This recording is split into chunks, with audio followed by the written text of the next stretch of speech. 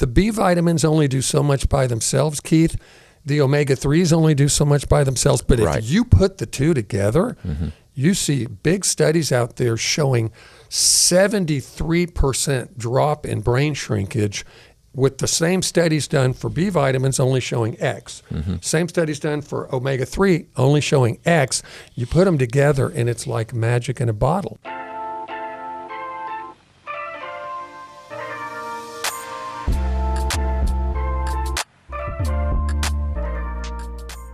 It's Ultra Life today. I'm Josh Bellieu, hanging out with two people that I dearly love. We've got Keith Bishop, retired pharmacist, clinical nutritionist, health coach extraordinaire as it relates to brain health, as it relates to people on a journey with cancer.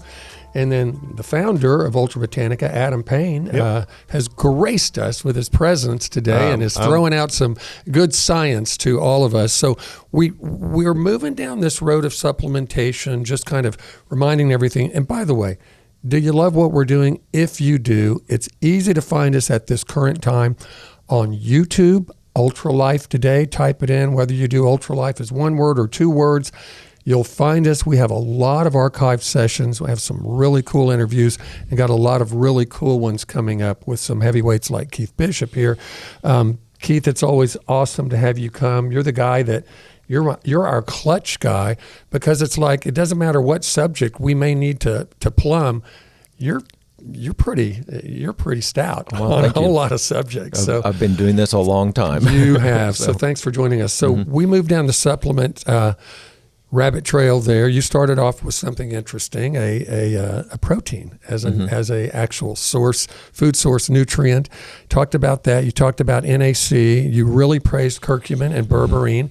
You flowed right into nitric oxide, and we talked about the simple ways you can test that with some inexpensive test strips to make sure you're not too high, because you don't want to get too high, right? Correct. But you definitely don't want to be low. No, get in the sweet spot, right? What else have we got going in the supplement world? And Adam brought something up really interesting on the break. In our next segment, we're also going to talk a little bit about oral health and the relationship between bacteria in your mouth and brain health. It's a biggie, and nobody talks about it except a couple of people we know, right? Okay. So there's oral health, inflammation, infections, and several things that are related to brain damage.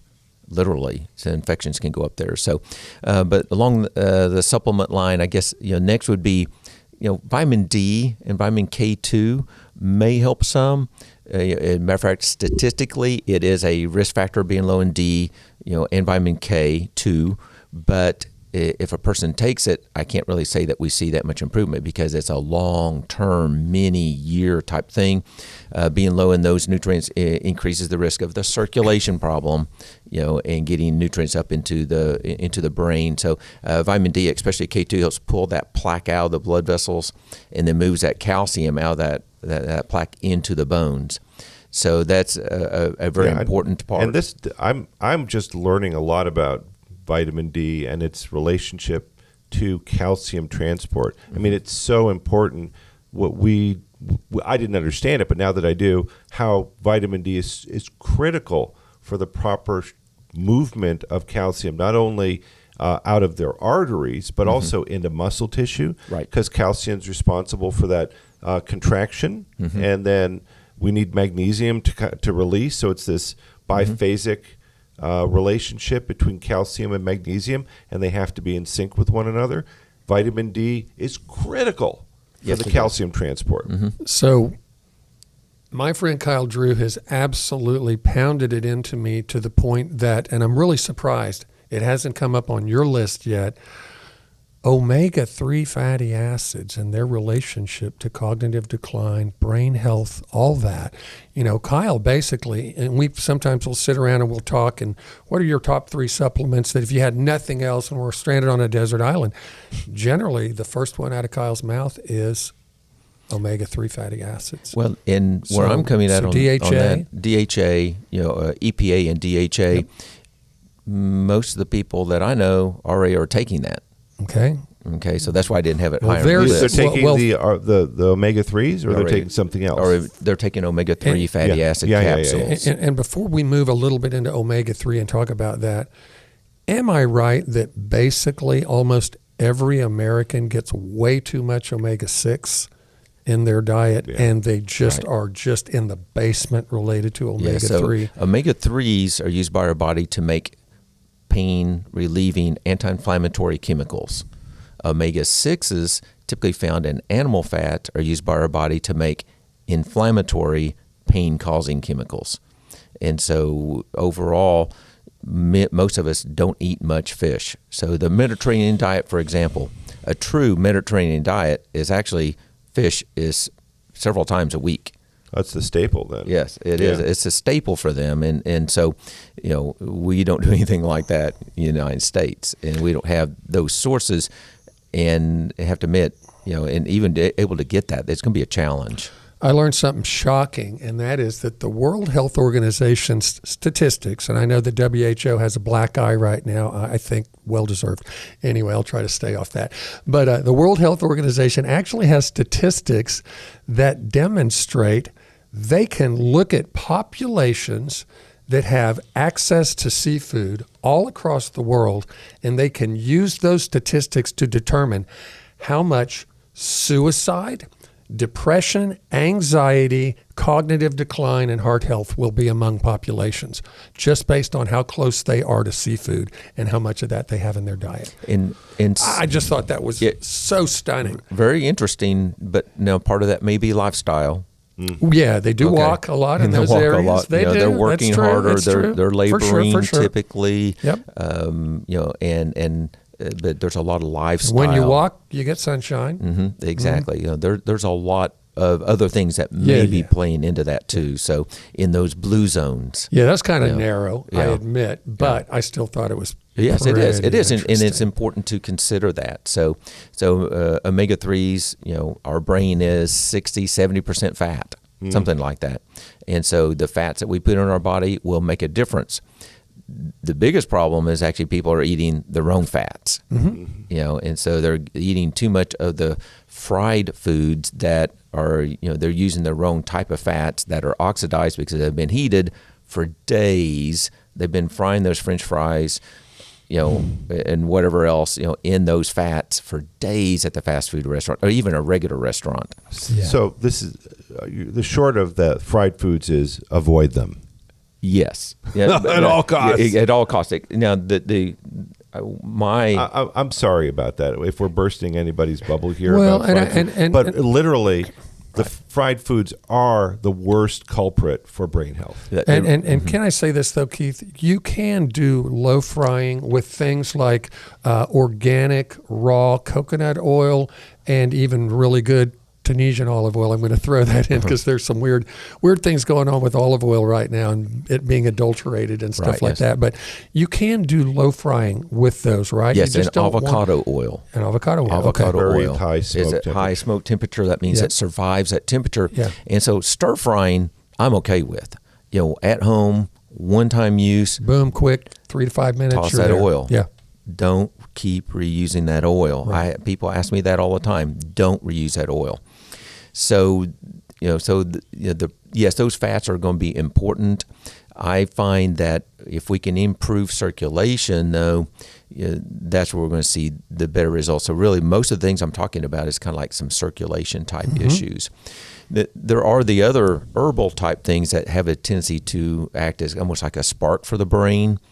Ginkgo is one of those, bacopa, and huperazine. There's so now you're getting into what some people call nootropics, some call nootropics. Nootropics. We discussed that, how to pronounce that. So it depends on what kind of Okie accent you want to use. So there you go. I want them nootropics. I want yes-tropics. Nootropics. That's what I need. So as a matter of fact, the best-selling item that we have, it's actually one of those items, and actually it's a ginkgo, with a couple other herbs in it that are, that kind of provides a spark, and people can feel the difference.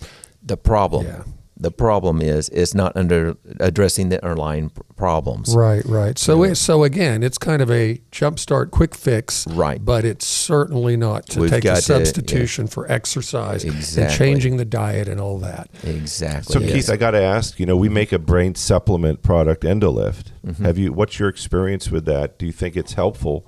And under which conditions would you recommend or not recommend Endolyft as a supplement? Definitely along the lines of the anxiety and depressions and attention deficit type issues, and so the amino acids work out great for that. It goes back to the proteins, right? And so there can be some issues with amino acid deficiencies, either not getting enough proteins, providing the amino acids, or not absorbing them, or not converting them in what our body needs. So the Endolyft is one of those ways to do that. So now I do some assessments to try to figure those type things out. So I do assessments, and with a urine test, we can actually measure the brain chemicals. Okay, so what are their stimulants? Is there cortisol high, which is a whole nother area. It's a stimulant, damage to the brain if it's too high, too much. For example, my wife has an issue with one amino acid that she's low in.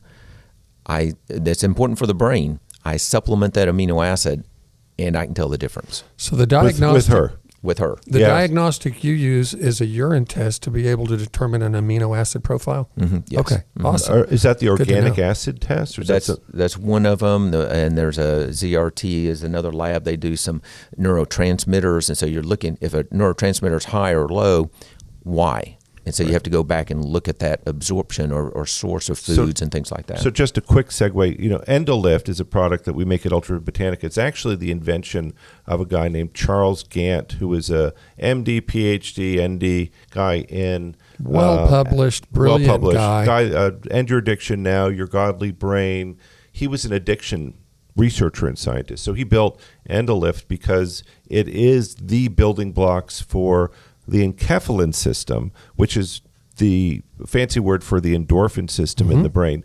And it's those 6 amino acids that directly contribute to very specific classes of neurotransmitters that we need for anxiety and for stability.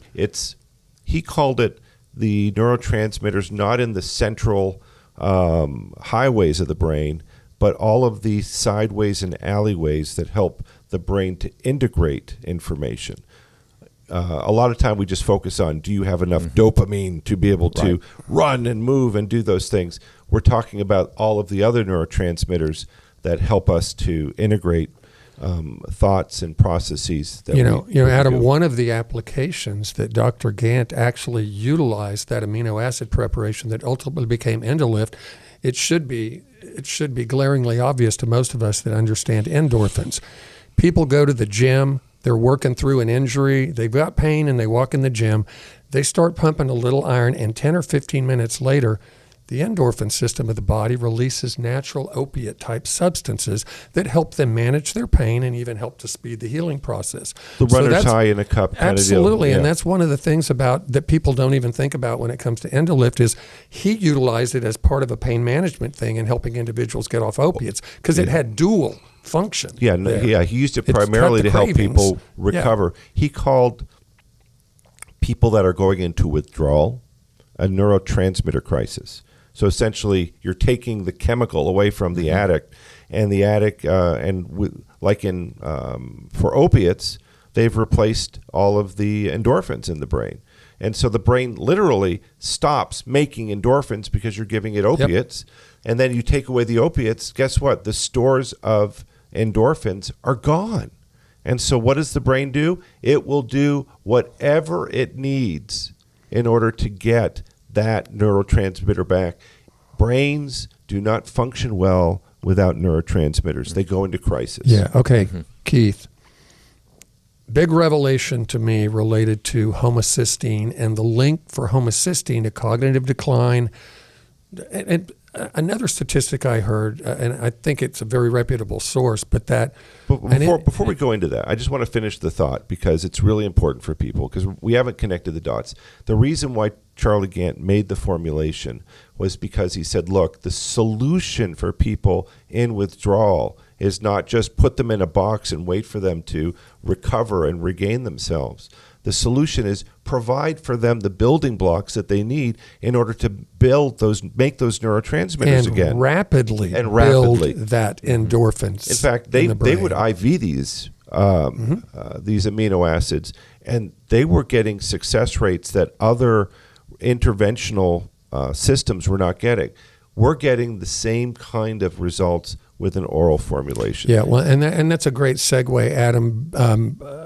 I just want to make sure people connect to the box. It's great that you brought that up because it is still such a huge problem. It is a huge problem. So I'm so glad you did. But it's also appropriate for people might be dealing with neurotransmitter deficits, and they don't know that that's what's going on, but they feel anxious, tired, upset, irritable, grouchy, and really what's going on is their brains don't have what it needs in order to function. Yeah, to build those nutrients or chemicals that are necessary. That's right. For that. I was really, I've heard of homocysteine was kind of a big word. Oh, I love homocysteine. 10, 20 years ago, and then it kind of faded to me into obscurity because there was a lot of health food store supplements talking about lower your homocysteine if it's high. But homocysteine covers so many bases. If it's high, it can affect so many systems in the body. But I didn't realize it was preeminently spoken of as it relates to cognitive decline. And there's this unique relationship between methylation, B vitamins, homocysteine levels. Take us down that road for a minute, because I kind of look at it that the B vitamins and determining if you methylate properly, so you're taking the appropriate type of B vitamins, I look at that as a massive, there's, and also the B vitamins only do so much by themselves, Keith. The Omega-3s only do so much by themselves. But if you put the two together, you see big studies out there showing 73% drop in brain shrinkage with the same studies done for B vitamins only showing X. Same studies done for Omega-3 only showing X. You put them together and it's like magic in a bottle to have that. Tell us about that. Sure. So homocysteine is a chemical. It's a natural chemical our body makes. And if it's elevated, it actually can damage the blood vessels. And it can scratch and scar the blood vessels. Contribute significantly to cardiovascular disease. Exactly. It goes back to the circulation issue, circulation to the brain. So that's going to be one of those issues. But if it's elevated because you don't have the right type of B vitamins to lower that chemical. I'm not saying wipe it out, but to lower that chemical. Matter of fact, not enough is an issue too, but to lower that. And so it has to do with methylation. Many of you have seen things about methylated B vitamins. Yep. There is a test, MTHFR acronym, that it tests for how well the body is able to convert folic acid, which is actually synthetic, but folates into 5-methyl tetrahydrofolate. That's what our body really needs. Genetically, me included, we have a difficult time doing that. So therefore, I have to take a methylated B vitamin. Yeah, and I want to mention to our viewers, years ago, methylated B vitamins, you'd look at them on the shelf and it's like, that is so expensive. Right. Yeah. It's not that way anymore. And Adam, you actually have your own personal story, which I have told to so many people. And it was Dr. Gant that helped you discover this really major problem for you. I went to the Mayo Clinic in 2010 because I was experiencing significant neuropathic issues. And they diagnosed me with idiopathic peripheral neuropathy, which means I have deterioration in my nerves, and they don't know why it was happening. Later, I got diagnosed with something called Charcot-Marie-Tooth syndrome. And then further on, in my working with Charlie Gant while he was still with us, we actually took my genome from Ancestry.com, plugged it into a medical database, and it turns out that I have all of the recessive genes around B vitamins. I also have all of the MTHFR recessive genes around methylation.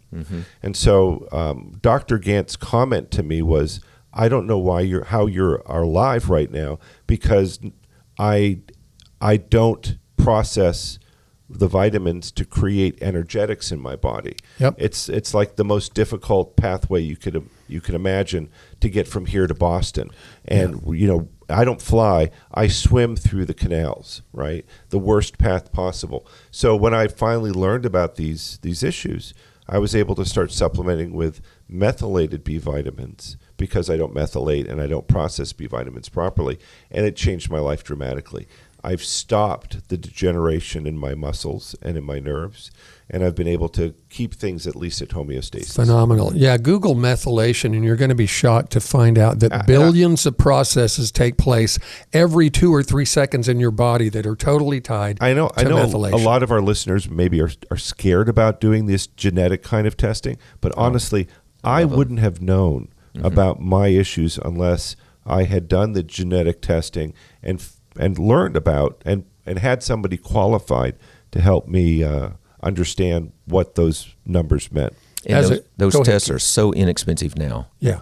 And so, $300, and you've got a lot of information. And that's on the high side. Before. It was so informative. Now, as a personal note, I would say avoid 23andMe because recently, for over $10 billion, they sold their entire database off because of some neat little things in terms of service. But it's not personalized, right? Even though people are pissed off about that, who that person is not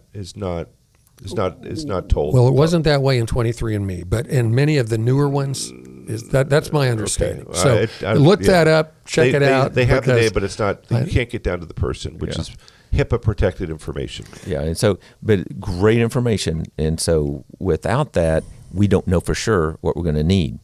Along like the methylation issues, the B vitamins and things like that. A homocysteine blood test is easy and inexpensive. It may not be covered by insurance. And it's informative, but it's better to do that and do the genetic testing because that can help you to make supplement decisions for people.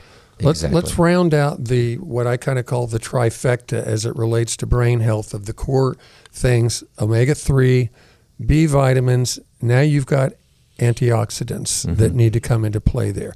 Now, you've mentioned NAC already, which is a powerful one. Right. Detoxing as well as helping to elevate certain things. Before you go into antioxidants, really we need to understand the body's ability to do phase 1 detoxification versus phase 2. Isn't that correct? Antioxidants are great. They're not bad. They won't be bad. But how much and what kind of antioxidants? Whether you need to do broccoli seed extract to stimulate, for example, phase 2, you only will know that if you do the testing to find out that individual's balance between the two. So, Keith, do you work on from that perspective? Yeah, so the genetic test will give an idea about that. And about phase 1, the body's converting toxins from fat-soluble to an intermediate. And so antioxidants help with that intermediate conversion to that intermediate chemical. That intermediate chemical could be more damaging and toxic than the original one. If your phase 2 detoxification is impaired. It doesn't work. That's right. Thank you. If that's impaired, the phase 2 is a conversion of that intermediate chemical into water soluble to eliminate that out. How much does a test like that cost to determine that? Or can you, as you said, glean a lot of that information just from the genetic test? The genetic test is the number one thing. Beautiful. And now, but the other item that I follow for that is going to be weight loss. And so doing a body composition test and looking at water, muscle, bone, and fat, if we see a person losing fat, but their water retention gets worse, that means they're not detoxing. Okay. That's a great point. So important. Yeah. And so if their water numbers keep going up, and that's just one of those signs of poor detoxification. They're not going that phase 2 step, which often requires, and that's another genetic issue. Some people have to have more help for that. Well, I think you've kind of set the stage for us finally moving into what might be an optimum diet. And I'm going to be preaching ketogenic myself. I didn't really realize the role that ketones played in being able to literally feed the brain. Talk about ketones and a ketogenic diet. One of my For brain favorite things, health. exactly, brain health, cancer, my 2 specialties. It's the same. As a matter of fact, this discussion is exactly the same for both issues. And so the body can function, the body and the brain can function off of sugars or glucose or ketones. But ketones are a little bit different. Or also glutamate, right? And glutamine. Glutamine. Sorry. And glutamine, yes, glutamine is another chemical. So it's not just sugar and ketones, but actually the sugar and ketones are easy to measure. And so I use a Keto Mojo finger stick machine. Ooh, and sounds fun. With a drop of blood, Adam loves to just Keto Mojo. Go around, Sounds get people to fun. volunteer to get blood. Get the drop of blood and measure your blood sugar, glucose, and your ketones. Find out what the fasting and how your body responds to the meal, and your supplements. And so the brain can function off of glucose and or ketones. And so in a fasting... I've heard it's actually more efficient with ketones at some level. Is that true? There's maybe, yes. It might be different. And the guy that I listened to that really got me excited about brain health, he actually said that was true. Whoa. Interestingly enough, Adam, one reason why I think you're so dang smart is Oh my gosh. seal oil and eating seal meat. But guess what's actually better for the brain than that? Caviar, you 11-year Russian guy over there eating caviar. We would buy caviar by the quarter kilo. Isn't that incredible? And eat it Anyway, for lunch. okay, breakfast, so back to ketones, and ketones, what Adam, I think Interesting. you're right. The guy I listened to said, ketones were the top shelf. Yeah, but that only works if your body is forced to use ketones. Exactly. Yeah, exactly. You have to force. Exactly. We have to force our body to do it in our society, Right. Because we eat too much food. Yep. And so if we're getting too many carbohydrates, we're not going to be converting that. So our glucose is high. Our body wants to favor that because it's a quick energy, quick response energy. Ketones are a little bit slower, and brain function changes. So when I go into ketosis, my brain is different. And Really? I'm not saying bad, but I can definitely You can tell. I can tell that it's a little bit different. Actually, it's a little bit more calmer state, and I can definitely tell the difference when I go into ketosis. So it takes me almost 16 hours of fasting to get into ketosis. That's fascinating. Without supplements. There are cheats for that, but with that, but ketones are so important for the heart, the brain, cancer, metabolism, everything. We haven't touched on oral health though yet. And we'll move into that in the next segment. We'll definitely cover that. I think we need to wrap that up with Yeah, wrap everything up with this. So I found out something interesting. I was seeing a Dr. Nels out of Germany, and I've already mentioned this to Adam. I don't think he's actually run down the rabbit hole yet with it, but a trace mineral called lithium that we know they've synthesized into a drug that has been used for a lot of people Called with lithium. depressive orders and things like that, right? But there is the trace mineral form. Interestingly enough, World Health Organization, again, I'm quoting them, says that every single animal on the planet needs lithium as a trace mineral. But they neglect to say that human beings do too. It's actually an essential thing we need. This doctor has experimented with microdosing lithium orotate and only 1 milligram a day, Keith, and he's helping individuals that are dealing with brain fog from COVID, whether it may be a vaccine injury or just having COVID a few times, didn't have the vaccine, but have the brain fog. And he's really pioneering lithium orotate as something that is a very powerful tool for cognitive health. Have you heard anything about it yet? I just wondered because this is recent info for me. Yes, I've read about it, and so it's something that has been around for a long time. Yep. And as a supplement. Yep. Not counting the prescription. Exactly. Megadose prescription for major Depressive or schizophrenic, bipolar, type issues. But going with this lower dose definitely may help out. But it's a micro mineral. It's a micronutrient. It's a trace mineral. So just a tiny bit is kind of like even zinc is critical. Well, for the brain. We need to get into that because what you guys are touching on is the cell's need for those electrolyte balances. If it doesn't have those trace minerals, essentially the batteries of our cells are going to be suffering and not able to energetically to work. Yeah, so it's the brain, the neuro system, brain cells and nerves are not just a electrical system. It's not just a neurotransmitter system. It's a combination. It's all those things. It's electrical I mean, we have electricity in our body. We're making electricity, and we impact each other with electricity. Even we don't even know it, but we also have these neurotransmitters that are also being released. So it's a combination of things, along with the fats. So it's several different things. It's not always just one pill. Yeah. DHA, by the way, Adam, converts photons into electrons in the body. It's a conversation for another day. This is Ultra Life today. Adam Payne is sitting on the end, CEO of Ultra Botanica. We've got Keith Bishop here, a brain health expert and an incredible coach, both in brain health and in individuals with active cancer. I'm Josh Bellieu. If you want to get a hold of Keith, it's real easy. 2 websites, flourishrx.com, FLOURISHRX.com, or Prevail Over Cancer, Ultra Life Today.